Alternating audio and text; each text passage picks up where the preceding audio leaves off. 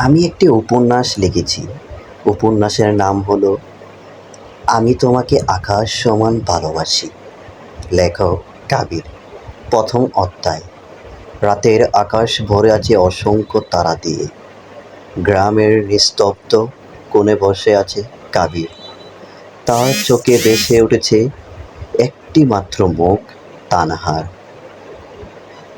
তানহা যেন তার জীবনের আলো, তার নিঃশ্বাসের সঙ্গী। কিন্তু দুর্ভাগ্য এই যে সে মুখ শুধু মনে ভেসে ওঠে, কাছে পাওয়া হয় না। দ্বিতীয় অধ্যায়। তানহা ছিল সরল অথচ প্রাণবন্ত মেয়ে। পড়াশোনার ফাঁকে খোলা আকাশের দিকে তাকিয়ে থাকত। একদিন কাবিরকে বলেছিল, শোনো, আকাশটা দেখেছো? আমি যদি কাউকে ভালোবাসি তাকে আমি আকাশ সমান ভালোবাসবো। এই কথাটা কাবিরের হৃদয়ে চিরদিনের জন্য খোদাই হয়ে গেল। তৃতীয় অধ্যায়।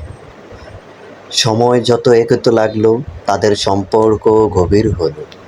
লুকানোর দৃষ্টি, ছোট্ট চিঠি আর নিঃশব্দ কথার ভেতরে লুকিয়ে রইল হাজারো ভালোবাসা।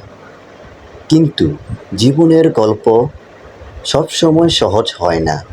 পরিবারের বাধা, সমাজের চোখে আর স্বপ্নের ভার, সব মিলিয়ে এক অদৃশ্য দেয়াল দাঁড়ালো তাদের মাঝে।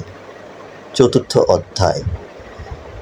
একদিন তানহা চুপ করে বলল, কাবির, যদি কোনোদিন আমি তোমার কাছে নাও থাকি, মনে রেখো তুমি আমার আকাশ, তোমাকে ছাড়া আমি কিছুই না।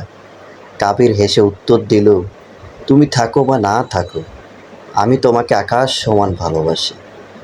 শেষ অধ্যায়।